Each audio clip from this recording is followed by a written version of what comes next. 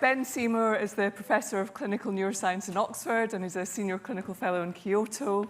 And his interests include pain and computational neuroscience, and he's going to talk today about pain in humans and robots.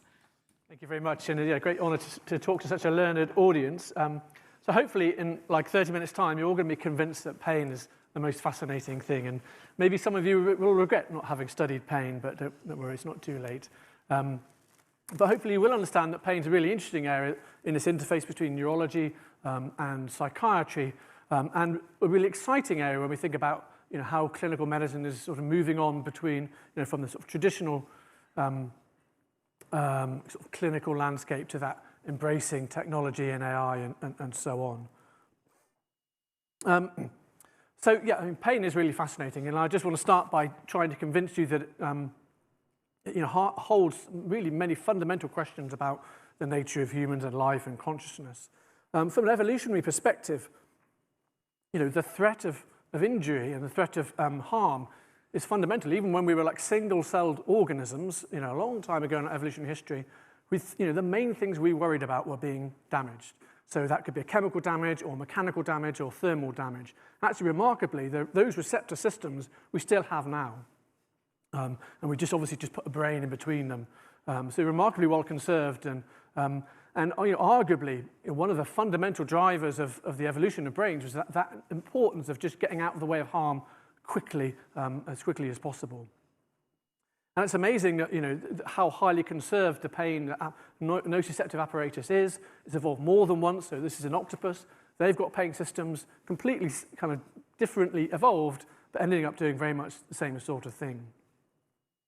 So from a philosophical perspective, I would argue that pain is the pinnacle of phenomenal consciousness. There's no other time when you really are so connected to your body and connected to the immediate moment in time. It plays a fundamental role in many different types of culture, all the way through to like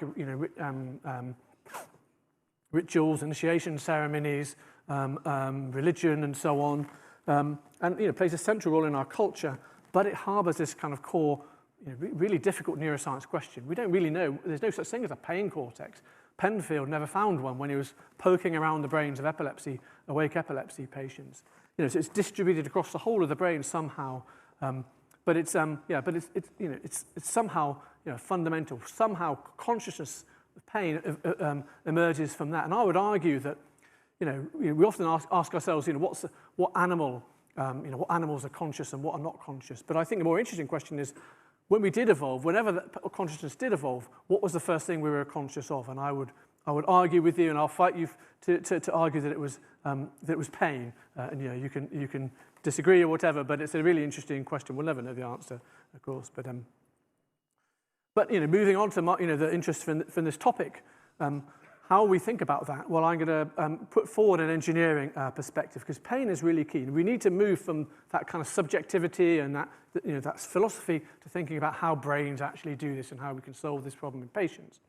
So pain is key to self-preservation on autonomy. So if someone said, okay, you've got to build a robot, okay, and you can decide whether to put a pain system in, you probably say, yeah, I probably do want a pain system because it's too expensive, it breaks, I've just wasted lots of money. And indeed, if you want to build a robot to go to another planet, you won't be able to control it. So it really needs to be able to learn from new environments on its own, and that's really key for pain. So it's an embodied system. So the computing hardware is inside the system itself. It's fundamental for autonomy. And what's interesting about thinking about it from this engineering perspective is it illustrates what we need to do to understand the system. When we think about systems and behavior, what does it mean to actually understand that? And I take that Feynman quote, what I cannot create, I do not understand. So if you can build systems, that really takes us a level closer to understanding how those systems work in the brain. Okay, so let's think about a kind of problem. So yeah, obvious why having a pain system is important. You touch that hot stove, you'll immediately pull your hand away. So then you may think, well, that obviously is useful to have a pain system. But what's the really clever thing? What would an engineer do if he thought about that? Well, he'd say, well, obviously important to do that. But the key thing is you don't touch it again. So whereas that kind of immediate system allows you to kind of limit the severity of a burn, it's the learning component, the fact you avoid it in the future stops the next burn, the next day, next week, maybe 10, 100 times in the future, you don't get burned. So you can see there where the evolutionary pressure is on. It's on pain as a learning system to drive adaptive behavior to help you in the future.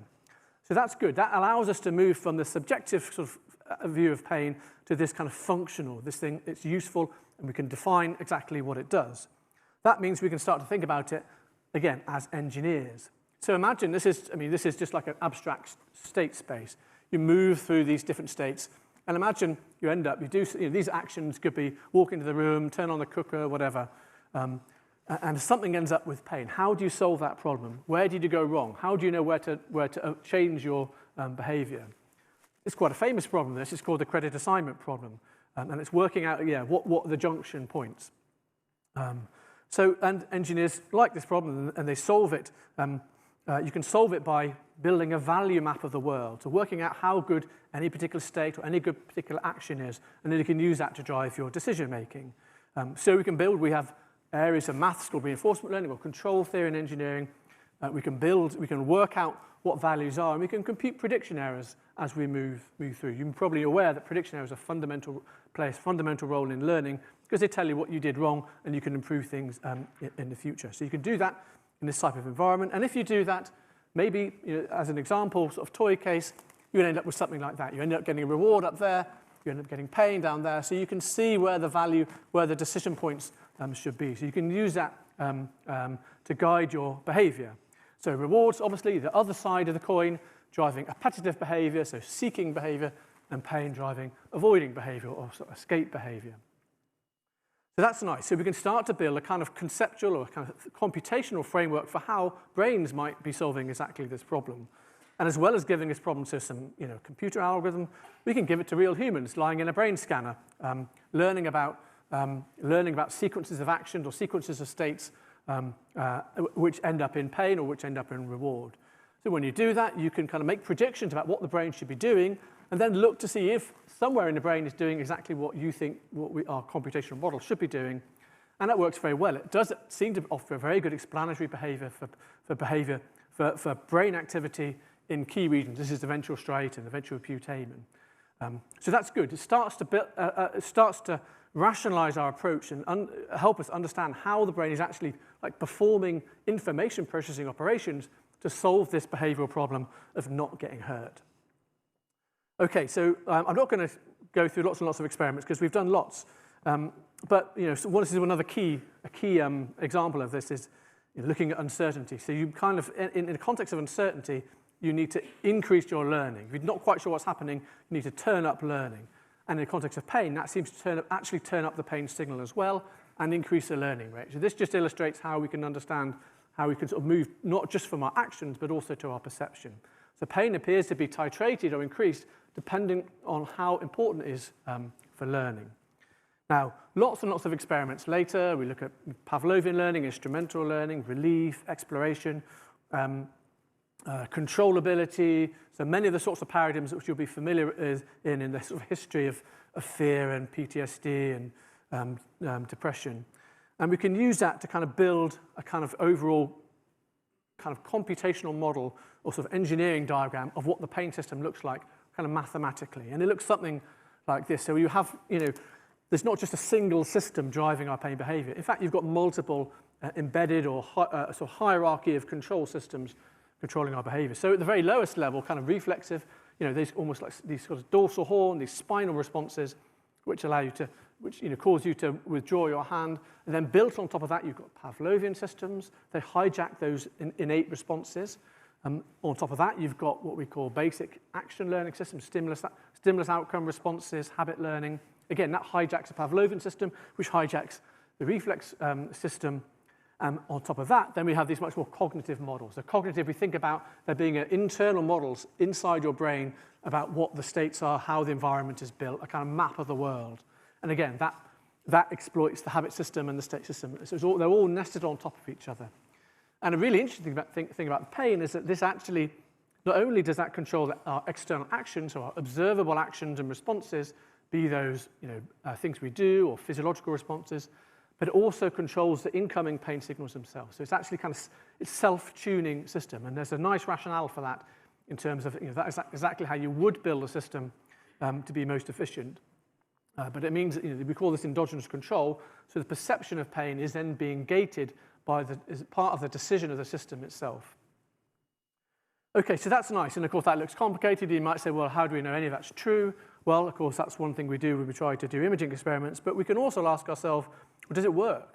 Does it actually help solve pain-like problems? Does it help us not get harmed?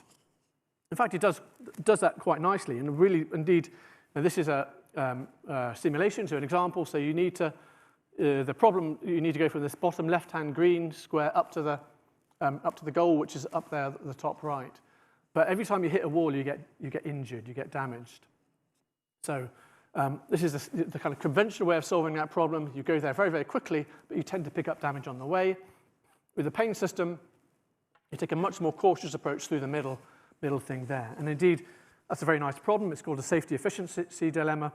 But you can show that actually having a pain system helps you solve that problem much more safely than conventional control systems. It's very nice, actually, because it's a good example of where brain-inspired algorithms actually help solve a problem better than we were doing with kind of conventional control systems and AI. You can do more interesting environments, so multiple obstacles, or static obstacles, or dynamic obstacles, and you can start to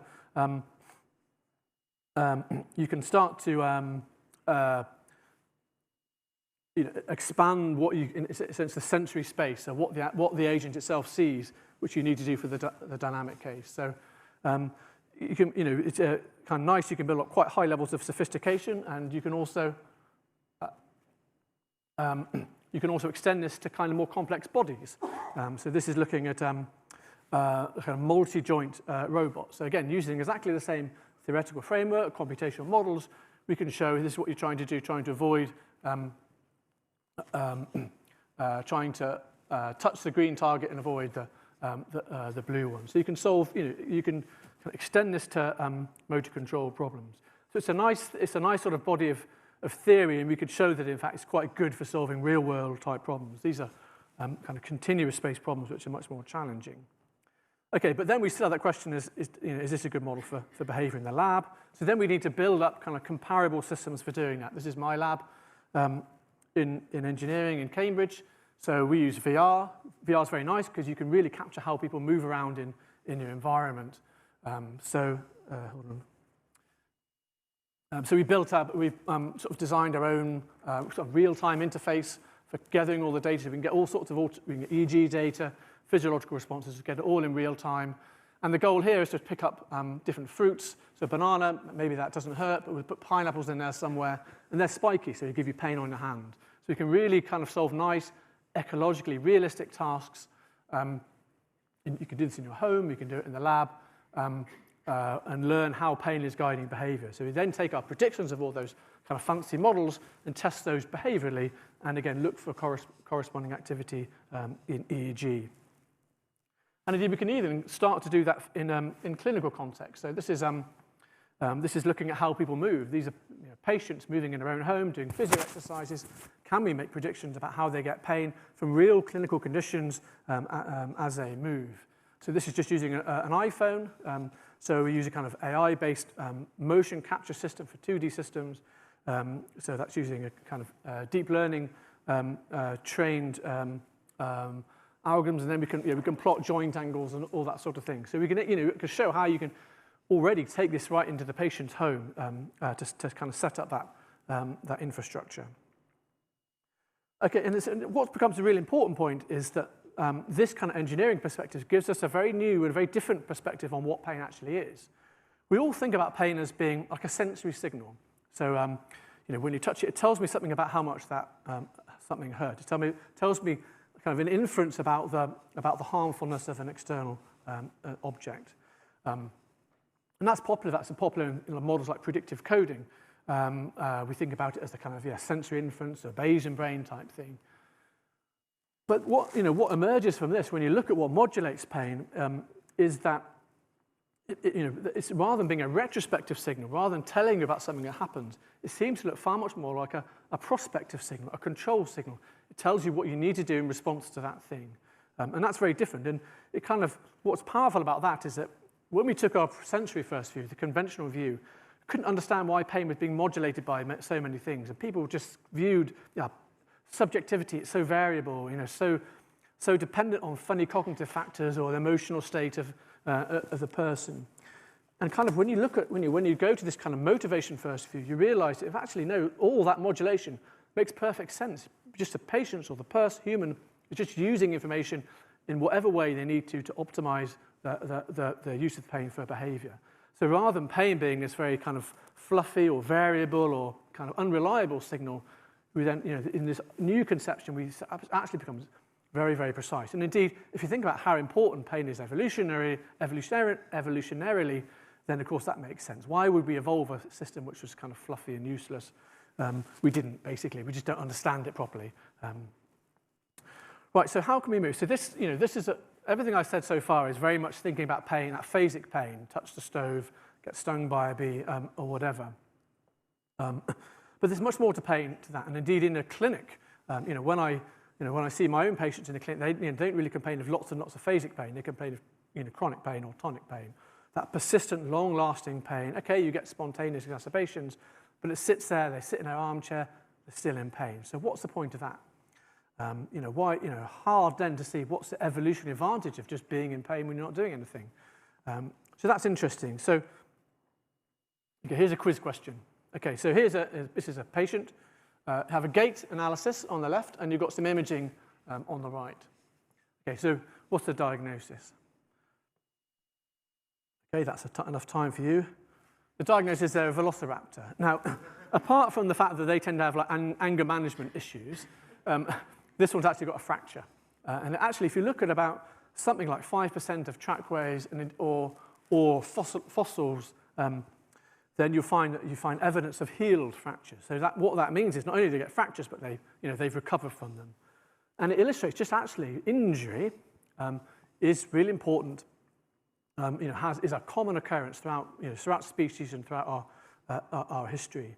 And that could be due to mechanical damage or interspecies conflicts or within species conflicts, parasites, mechanical things, and so on. So that's important because what it means is that evolution knows about injury. So it's not a pathology, it's a physiological thing which happens in most of our lives across most of our species. Okay, I've got another quiz question for you now. Okay, so you're psychiatrists and neurologists, you might as well give up. You have no hope of getting this right. But actually, this is a trimalleolar fracture. And where's the best place to find these? It's in the roller derby. So I actually found a kind of Facebook group for roller derby people. And basically, they all get injured all the time. It's a really good place. If you want to fracture your ankle, go and do the roller derby. But what's nice about roller derby people is they're perfect, right? They're happy and vivacious and calm and athletic, and so they're like perfect human specimens. So they've got a very good model to see, well, how do they feel after they have an injury? Well, you can ask them. So I did a bit of an exercise. I got some diaries from some of these people from the Facebook group, and this is what they say after they get their injury. They feel worried or frustrated or tired, fatigued, lack of motivation, in pain. They feel drained. I mean, it's like a patient. It's like a fibromyalgia patient. But the difference is that this is like about 1 week, 2 weeks later, 3 months later, they're all back to normal again. And what this illustrates, and you'll see this reliably, what this illustrates is that these sorts of these symptoms, these are normal. Right? That's part of the normal adaptive response to an injury. A change in mood, a change in anxiety levels, change in fatigue levels. That's part of a normal adaptive response. These people aren't patients. These are these superhumans. So take another patient. Okay, again, one of my weird ones. So this is actually an octopus with a lost part of its leg. I'm not quite somewhere there. But the point is, if you actually look at the behavior of an octopus after it's had a tentacle amputation or an injury, it does exactly the same thing. Right? It shows those sorts of, the phenotype of those sorts of behaviors. They don't go out, they don't explore, they don't interact with other ones so much. They just seem a bit anxious, a bit depressed, all that sort of behaviors. And then what's nice about the octopus is it completely separately evolved, right? The whole evolution of its nervous system, of its pain architecture, and its brain was completely different to ours. But the behaviors they get, they display on injury is very, very similar to those which we display. And that illustrates the kind of something fundamental about how animals respond to harm, which is obviously a great mortal threat. And it makes us then think about, well, these are homeostatic responses then. That behavior, the control of our bodily integrity.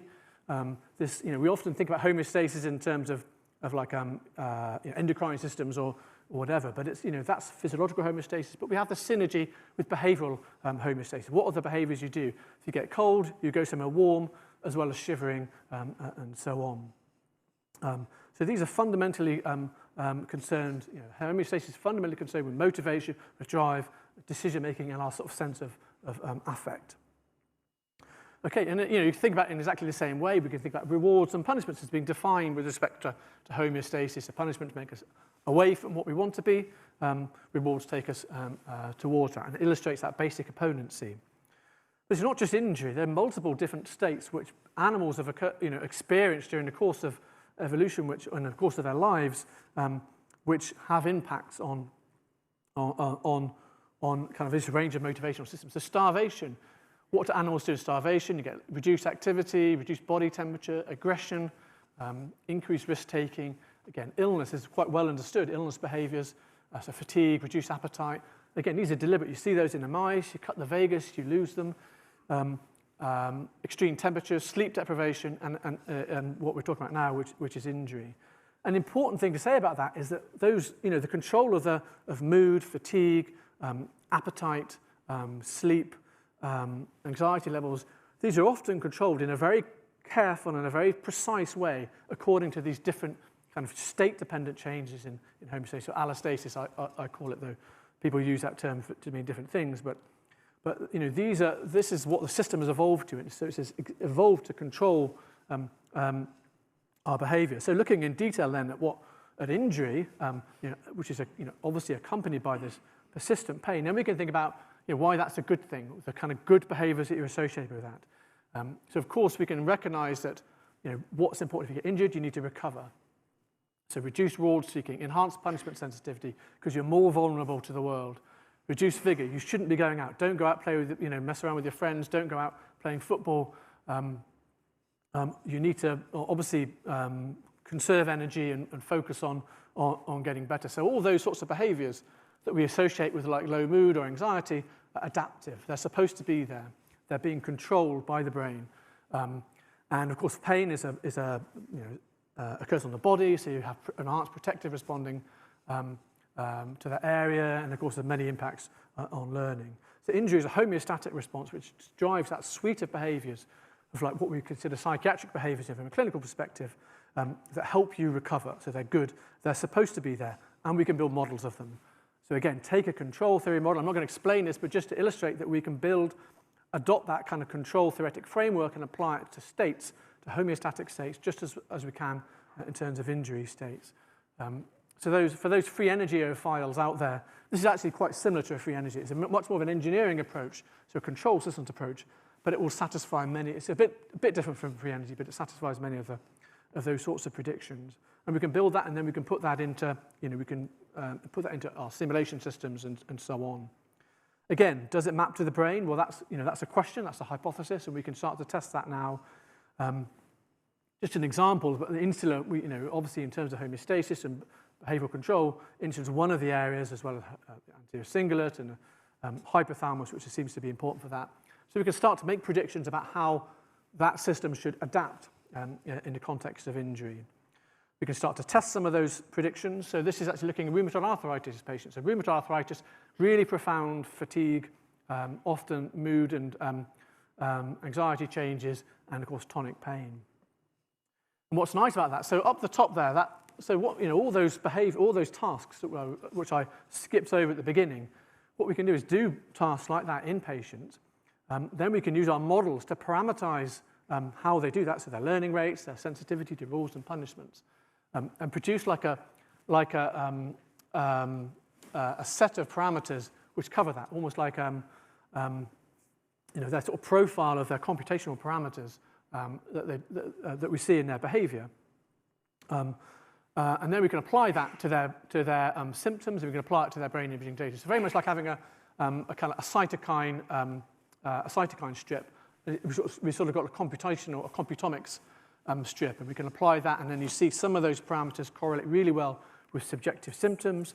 Then look in the brain, and we see, in fact, that it correlates very well with insular activity. So looking at network activity in the hub. So that's a bit like, often when we think about data science approaches, we've heard a bit about AI, which is, and argued that this is very much a black box type of approach.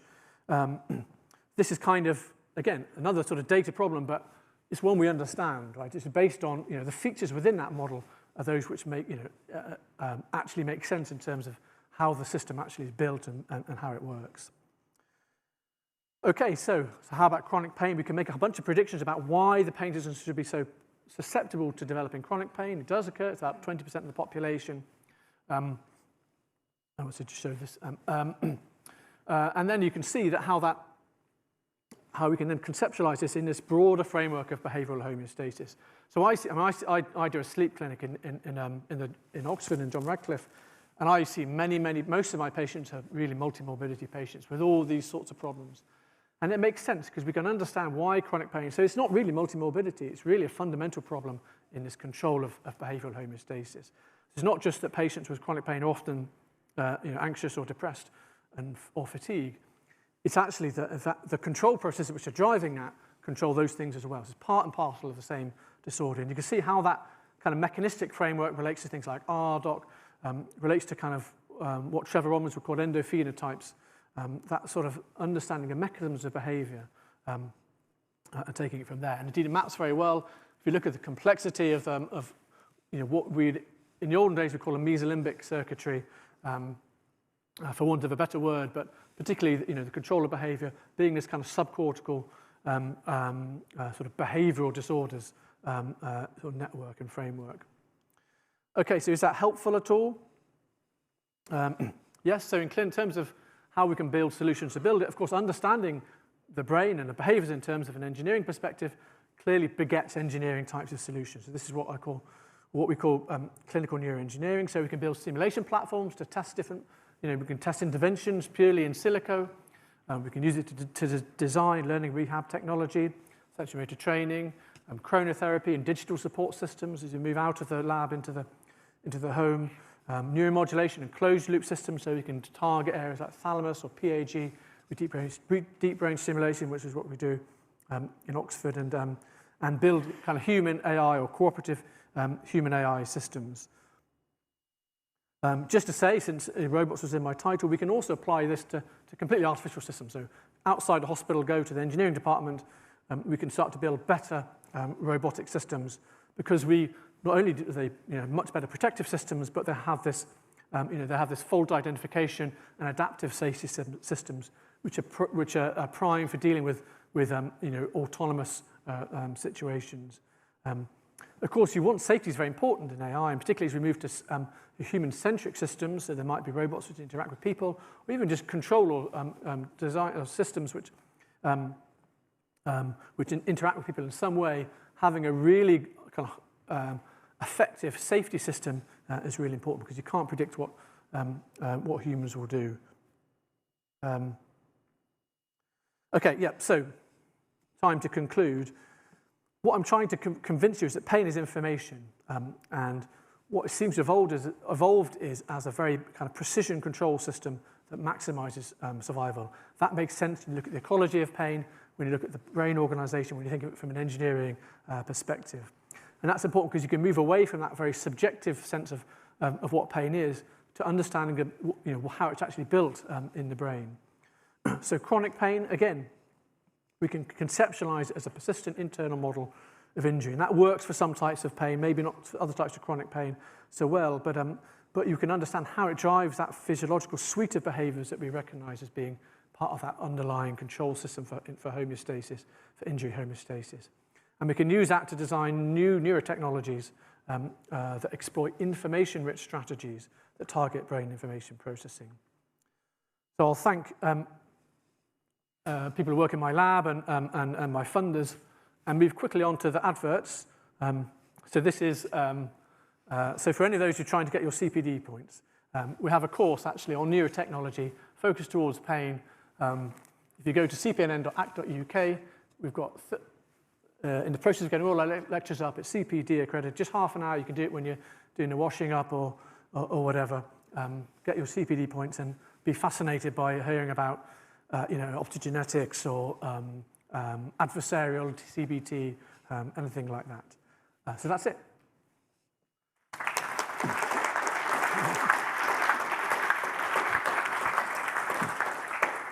an incredibly engaging talk. Thank you, Ben. Questions?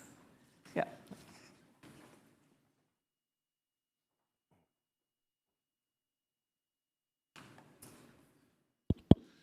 Thanks very much for the talk. I wanted to ask specifically about cingulate cortex, and there's an idea, or there certainly used to be an idea, that there's a cingulate pain area and you can subdivide it into a sort of sensory processing part and an affective motivational part. Your diagram of the brain networks made that look a bit simplistic, and I just wondered what is the current status of that idea? How does that relate to what you've been telling us about? Yeah, so it's a good question. So people, 30, 40, 50 years ago would think, oh, there must be a nice pain system, like they would think about the visual system or the somatosensory system. So they went looking for that. Then they didn't really find it. So then what then came was a kind of, and indeed what's still very popular now is the network sort of model. It's all everywhere. And the problem with that is that, well, that's just useless, right? What does that mean? We could look for network patterns. But what we move to now with the engineering model is that, so it is complex, it is across the network, but each of the nodes of the network are actually doing something. They all have a role, a specific role. And pain emerges somehow from that network activity. But it isn't just like a bunch of similar nodes doing some sort of network computation. You've got specific bits of the brain doing information processing operations. Many of those operations are useful for other behaviors, but it's that, what makes pain unique, and that subjective perception of unique somehow comes along from the fact that that particular pattern of information processing is specific to pain. Okay, thanks. I do have another question, but I'll let someone else go first. Okay. So at the back, Caroline. Just. Hi, really interesting talk. I was just wondering, in terms of the autonomous robot side of things, what is it that delineates the pain-informed sort of programming from using a cost function? So there are different levels of answering that question. Normally, if you just have a cost function, you have you're subtracting the kind of loss function from your normal cost. So that is the conventional way of doing it. The problem is that you then lose the memory for pain. So if you get very good at doing something, you've forgotten about the pain. What's really important to do is have a separate system that remembers about punishment. So you can show that mathematically that helps. The other bits answer to that question. One is that, of course, pain is not just a loss. It's not just that you don't want to do something. It's occurring at a certain part of your body. So then you need to think about, it's a somatotopic problem. You need whereabouts in space it is. And again, that's not something you can code. You need an outcome representation. You need a sensory map to map that onto, and then integrate that with your other system. So it does make sense to have it as a specific system. And you can show that either in a motor control process or a kind of more motivational decision-making process. Thanks. Just one last question. A lady with the blonde hair, middle and back.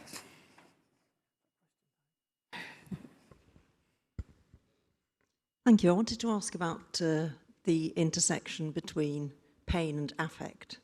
So I'm thinking particularly about Panksepp's basic emotion command systems. So these are evolutionarily endowed subcortical systems between the periaqueductal grey and the top of the limbic system, for anyone who hasn't read Panksepp. So each of those systems has a pleasant and an unpleasant axis, and they add affective qualia to experience. So the only one of those systems that has a pain as the unpleasant side of the stimulus is the attachment system, the separation distress system, which when activated, it activates a part of the anterior cingulate, which presumably the previous person was referring to. So I guess I'm interested in not only the sort of motor and sensory aspects of the contributions to pain, but the intersection with the affective component, which shares neurotransmitters in common. Yeah, I mean, so if I understood the question correctly, so I think, yeah, on one hand, we look at, a lot of this looks very like functional, so in terms of observable behavior. So that's kind of the basic motivational view of emotion, if you like. The fact that punishments are things you do work to avoid, rewards are things you do work to achieve, and we can measure that. Of course, the qualia of the affect is unique to pain, so it's very, very specific, so it must be specific in the brain. It's a much harder problem to solve. We can look at how pain is being modulated by factors. It doesn't really, again, that's like the hard problem of consciousness, doesn't really explain why it feels like it is. So the way I answer that question is it's not to try to solve the hard problem of consciousness, but just to say that whatever creates consciousness is something in the brain. And if we can just understand what the brain's actually doing, then somehow that consciousness emerges. So we don't really have to solve the hard problem of consciousness to know how pain is modulated and how that affective, how that affective qualia is generated without understanding quite how that affective qualia is generated.